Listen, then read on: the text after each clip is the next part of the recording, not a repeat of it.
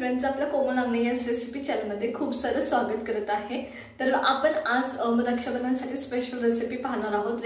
रक्षाबंधनसाठी मिठाई तर आपण पाहतच असतो, आज आपण स्पेशल रेसिपी पाहतोय ते म्हणजे मलाई कोफ्ता। बरं, मलाई कोफ्ता खूप साधा आहे, सोपा आहे, स्वीट त्याची ग्रेव्ही असते, खूप पटकन होतो, काही वेळ लागत नाही, त्याच्यामुळे व्हिडिओ शेवटपर्यंत पहा। बरं, मलाई कोफ्ता करताना मलाई कोफ्ता फुटू नये म्हणून काय करायचं, ग्रेव्ही गोडच व्हावी म्हणून काय करायचं, या सगळ्या गोष्टी मी सांगितल्यात, त्याच्यामुळे व्हिडिओ शेवटपर्यंत पहा। आणि जर रेसिपी आवडली असेल तर लाईक करा, शेअर करा आणि सबस्क्राइब करा। चला तर मग सुरुवात करूया। मलाई कोफ्ता बनवतोय तर त्याच्यासाठी जी ग्रेव्ही लागते ती बनवतोय आधी।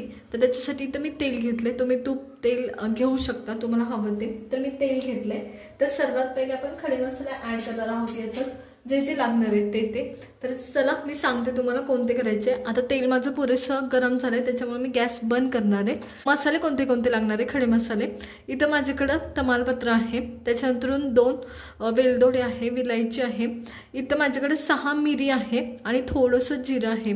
एवढे मसाले आपल्याला लागणार आहे। मसाले व्यवस्थित तडतडले की आपण पुढची प्रोसेस करणार आहे। तर चला हे मसाले मी व्यवस्थित ऍड करून घेते या पद्धतीने। त्याच्यानंतर मसाले आता व्यवस्थित तडतडलेत, त्याच्यानंतर लगेच माझ्याकडे इथे कांदा आहे, तर मी तो कांदा ऍड करून घेणार आहे। माझ्याकडे इथे कांदा आहे, कांदा व्यवस्थित बारीक वगैरे काही कट करायची गरज नाही, कारण आपण कांदा परत ही सगळी ग्रेव्ही वाटून घेणार आहे, त्याच्यामुळे काही गरज नाही, म्हणजे खूप बारीक करण्याची काही गरज नाही, ग्रेव्ही परत वाटणार असल्यामुळे कांदा ऍड केलाय। कांदा गुलाबी होईपर्यंत तुम्हाला परतून घ्यायचा आहे। आता गुलाबी म्हणजे कसा होईपर्यंत, नॉर्मली कांदा जेव्हा तुम्ही परतता तेव्हा गुलाबी व्हायला, म्हणजे एकदा लाल व्हायला सुरुवात झाली की ह्या कांद्याच्या कडा ह्या ब्राऊन व्हायला सुरुवात होतात, तर तो कांदा तसा व्हायला सुरुवात झाला, कांद्याच्या कडा ब्राऊन व्हायला सुरुवात झालं की तुम्हाला स्टॉप करायचं आहे।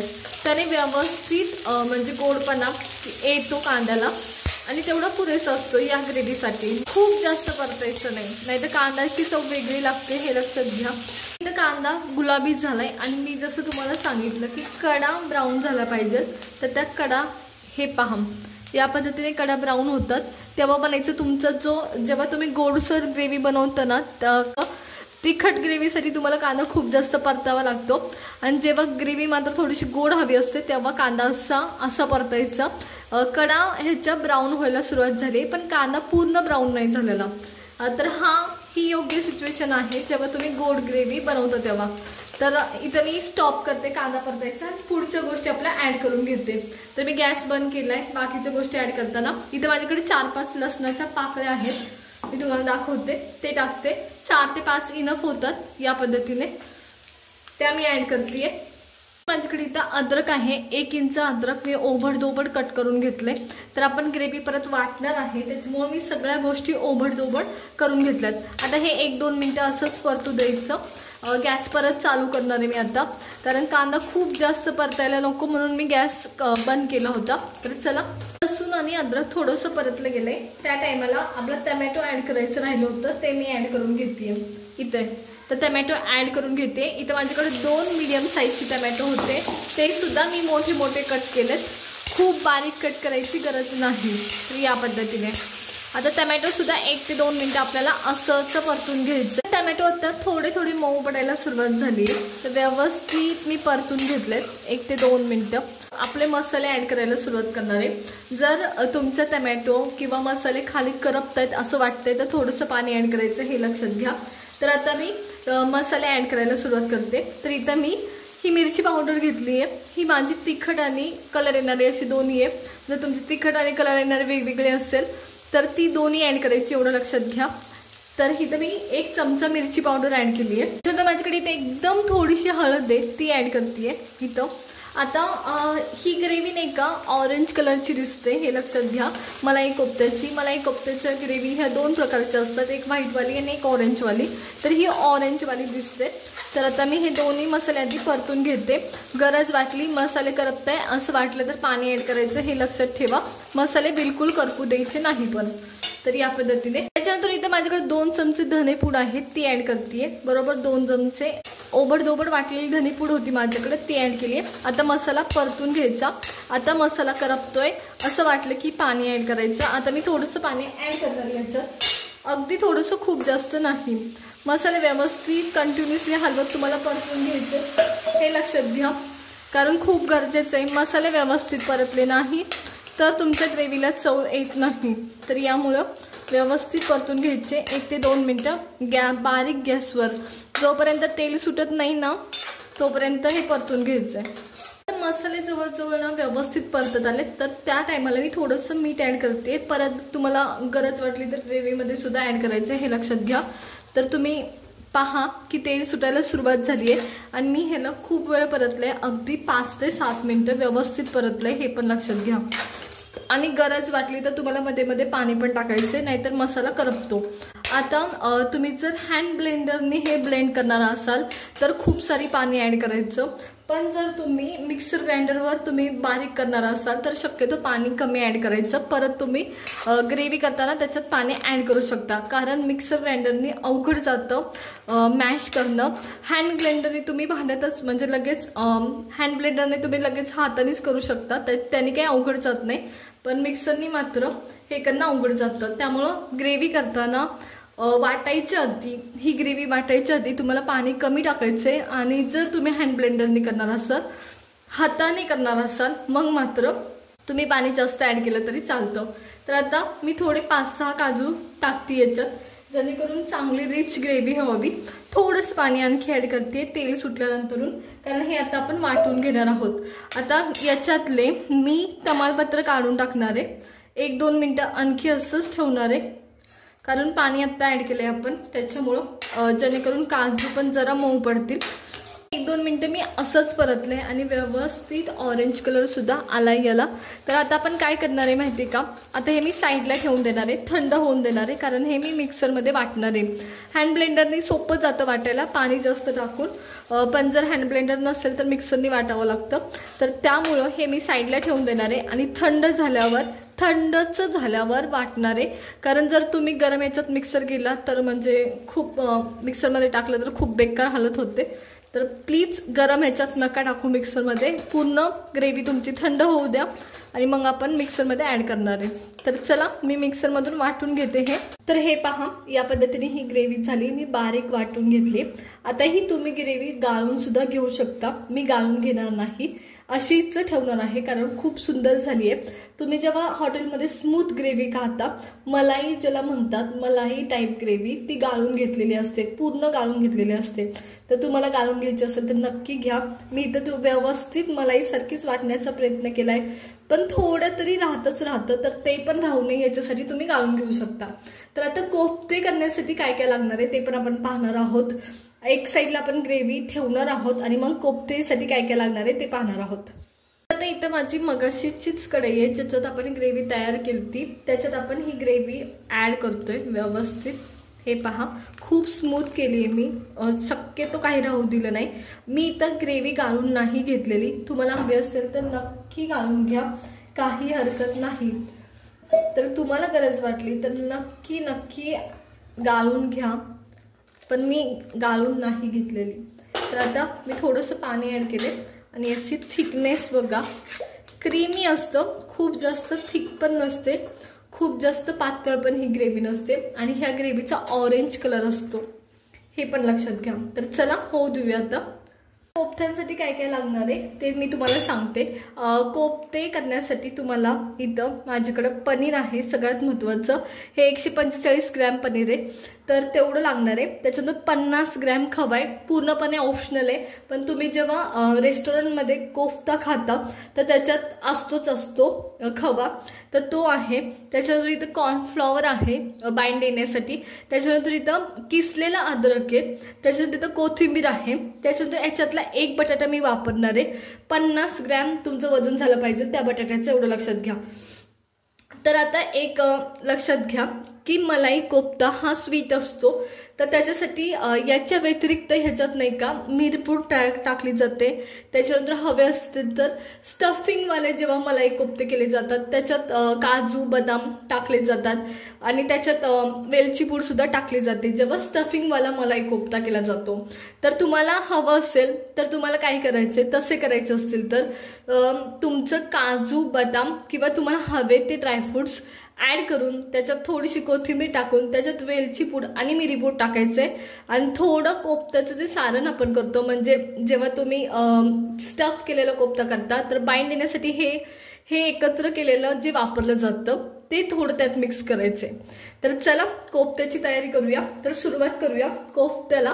तर इथं मी आधी एक बटाटा मॅश करून घेतेय। बटाटा खूप जास्त शिजलेला असेल तर खिसून घ्यायची गरज नाही, खूप जास्त शिजलेला बटाटा लगेच मॅश होतो। त्याच्यानंतर मी इथं पनीर मॅश करायला सुरुवात करतेय। आधी हवं असेल तर तुम्ही पनीर केलं तरी चाललं असतं। या पद्धतीने पनीरमध्ये पाणी असतं आणि हे पण लक्षात घ्या। मॅश केल्यानंतर मी इथं खवा ऍड करते। अगदी 50 ग्रॅम खवा आहे, खूप जास्त नाही टाकला तरी चालेल, पण जेव्हा तुम्ही रेस्टॉरंटमध्ये खाता तर त्याच्यात टाकलेला असतो। त्याच्यानंतर अद्रकचे तुकडे आहेत म्हणजे खिसलेलं अद्रक आहे आणि त्याच्यानंतर कोरिएंडर, फ्रेश कोरिएंडर म्हणजे कोथिंबीर आहे। तर हे सगळं घ्यायचं व्यवस्थित, अगदी मऊसूत बॉल होईपर्यंत तुम्हाला हे मॅश करून घ्यायचंय। आता हे हाताने सर्व मी मॅश करून घेतलंय। आता काय करते, बाइंड येण्यासाठी याच्यात आपण कॉर्नफ्लॉवर ऍड करतोय। मैदा सुद्धा तुम्ही एखादा चम्मच ऍड करू शकता। इथे मी कॉर्नफ्लॉवर ऍड करते व्यवस्थित आणि हे मी खूप छान कुस्करलंय। एक लक्षात घ्या, असं फिरवलं ना की ह्याचा गोळा तयार होतो। तर हे तुम्ही असं मॅश केलं पाहिजे आणि याच्यात मी आता 1 चमचा कॉर्नफ्लॉवर ऍड करते। इथं माझ्याकडे 1 चमचा कॉर्नफ्लॉवर आहे ते मी ऍड करते। खूप जास्त नाही टाकायचं, 1 चमचा इनफ होतं। तर हे मिक्स करायचं या पद्धतीने जेणेकरून हे एकजीव होईल आणि एकमेकांना धरून ठेवतो व्यवस्थित। हे माझे व्यवस्थित करून झाले। आता आपण ह्याचे गोळे करणार आहोत व्यवस्थित सगळे। मीडियम साईजचे गोळे करायचे, खूप मोठे पण नाही खूप छोटे पण नाही। तर या पद्धतीने कोफ्ते केलेत, व्यवस्थित एकजीव करायचे आणि जेणेकरून ते फुटणार नाही या पद्धतीने। तर चला मी सगळे कोफ्ते असेच करून घेते याचे। हे पहा, इथे हे माझे कोफ्ते तयार आहेत सगळे। आता आपण ह्याला डीप फ्राय करणार आहोत। चला तर मग, आणि दुसऱ्या साईडला आपली ग्रेव्ही पण होत आहे। ह्याच्यात थोडंसं पाणी ऍड केलंय ग्रेव्ही सेट करण्यासाठी, आधी पण केलंय। किती केलंय तर अगदी अर्धा कप वगैरे, खूप जास्त पातळ नाही केलेली। आणखी ग्रेव्ही शिजायची हे पण लक्षात घ्या, ग्रेव्हीला अजून उकळी यायची आहे। तर मी तुम्हाला दाखवते। तर थिकनेस पहा असा हवा तुम्हाला। तर चला आता होऊ देऊया ग्रेव्ही। ऑरेंज कलर झाला पाहिजे व्यवस्थित ग्रेव्हीचा। ग्रेव्ही शिजणं आणखी खूप महत्वाचं आहे। तर चला शिजून घेऊया। साईडला आपली ग्रेव्ही होती तर दुसऱ्या साईडला आपण कोफ्ते आपले जे झालेत ते तळून घेणार आहोत। आता एक लक्षात घ्या, त्याला कॉर्नचं कोटिंग असणं पण गरजेचं आहे, नाहीतर कोफ्ते फुटण्याची शक्यता असते आतमध्ये जाऊन। कोफ्ते तळताना हे बारीक गॅसवर तळायचे। तेल तुमचं गरम असावं, एकदम व्यवस्थित कडकडीत, पण तळताना बारीक गॅसवर तळायचे। आता कोफ्ते करताना जे तुम्ही तेल घेणार आहे ते शक्यतो कमी घ्या, भांडं छोटं घ्या म्हणजे तेल कमी लागेल। ते तेल परत म्हणजे लवकरात लवकर तुम्हाला संपवायचे, कारण कोफ्ते फुटतात सुद्धा कधी कधी त्याच्यामुळं। तर चला, कोफ्ते करण्यासाठी मी तर तेल घेतले, कमी घेतले मी सुद्धा, पण आपल्याला डीप फ्राय करायचे कोफ्ते। तर चला करून घेऊया। तर इथं माझ्याकडे हे कोफ्ते आहेत। इथं थोडंसं कॉर्न स्टार्च घेतले मी, कॉर्नफ्लॉवर घेतले, त्याच्यात थोडंसं असं डीप करायचंय, खूप जास्त नाही, जस्ट गोल असं फिरवून घ्यायचे। कोटिंग झालं पाहिजे तुमचं, जस्ट असं फिरवून घ्यायचं, त्याला खूप जास्त काही करायचं नाही। ओके, तर चला सगळे कोफ्ते असेच करून तळून घेऊया। तर इथं तेल व्यवस्थित गरम झाले, सुरुवात करूया आता। इथं मी कोफ्ते सोडायला सुरुवात करते या पद्धतीने पहा, आणि लगेच हलवायचे नाही शक्यतो, वेट करायचं थोडंसं, नाहीतर फुटतात। थोडंसं कोट होऊ द्यायचे व्यवस्थित आणि मग हलवायचे, बिलकुल लगेच हलवायला जायचं नाही। आणि गॅस माझा पूर्ण बारीक आहे आता सध्या, एकदम बारीक गॅसवर। तर मी पहा हलवलेत, बारीक गॅसवर व्यवस्थित तुम्हाला तळून घ्यायचे। तर हे पहा या पद्धतीने तुमचे कोफ्ते हे तयार झाले पाहिजे। सगळ्या साईडने मी एकदम व्यवस्थित बारीक गॅस करून तळलेले आहेत। जर खूप जास्त गॅस मोठा केला तर कोफ्ते व्यवस्थित परतले जात नाही, तळले जात नाही, फ्राय होत नाही, कलर नुसता येतो, आतमधून व्यवस्थित होत नाही। तर मी तुम्हाला दाखवते आता काढून, असे पाहिजे। गुलाबजामचा कलर कसा असतो अगदी तसे। चला तर मी सगळे कोफ्ते असेच करून घेते, आता साईडला काढून घेऊया हे आधी। इथे एका साईडला आपली ग्रेव्ही सुद्धा तयार आहे आणि प्रॉपर ऑरेंज कलर आला आहे, अशी ग्रेव्ही असते। आणि इन केस तुम्हाला आणखी थोडासा लालसर कलर त्याला हवा असेल तर थोडीशी तेल गरम करायचं, थोडीशी लाल मिरची पावडर टाकायची कलरची आणि ती त्या गरम तेलात ॲड करायची आणि त्याचं ते तेल लाल मिरचीचं ते याच्यात टाकायचं, जेणेकरून तो प्रॉपर लाल कलर ऑरेंज कलर येईल जर तुम्हाला आणखी हवा असेल तर चला साईडला काढूया। ग्रेव्ही व्यवस्थित उकळी आली ग्रेव्हीला त्याच्यामुळे। तर आता आपण ग्रेव्ही साईडला काढून घेतोय। माझ्याकडे इथे ग्रेव्ही आहे, तुम्हाला थिकनेस सुद्धा दाखवते कशी झाली आहे। इथं माझ्याकडे ग्रेव्ही आहे, कलर पहा प्रॉपर ऑरेंज कलर आला आहे। तर या पद्धतीने जसं जसं ग्रेव्ही शिजत जाते तसं तसं त्याला ऑरेंज कलर येतो, त्याच्यामुळे खूप घाई करायची नाही। तर थिकनेस पहा, हा योग्य थिकनेस आहे ग्रेव्हीचा, तर अशीच हवी तुम्हाला। तर चला साईडला काढून घेऊया। सगळी मी साईडला काढून घेते ग्रेव्ही। तर मी ही सगळी ग्रेव्ही साईडला काढून घेतली आणि इथे माझ्याकडे आपले कोफ्ते आहेत, तर पहा अप्रतिम झालेत, ते आपण ऍड करतोय। खूप सुंदर झालेत, क्रिस्पी होतात, नक्की ट्राय करा, खूप सुंदर भाजी होते। आणि ही तर ही माझी ग्रेव्ही तयार आहे, फार अप्रतिम होते। आता याच्यावरती ऍड फ्रेश क्रीम केली जाते। फ्रेश क्रीम म्हणजे दुसरं काय तिसरं काय नसून आपली दुधावरची साय असते, ती ऍड करायची आणि त्याच्यानंतर कोथिंबीर ऍड केली जाते। तर ही तुमची कोफ्ता करी तयार आहे। तर इथं झटपट असा आपला हा मलाई कोफ्ता तयार आहे। तर पहा अप्रतिम झाला आहे, नक्की ट्राय करा। जर आवडलं असेल तर लाईक करा, शेअर करा आणि सबस्क्राईब करा।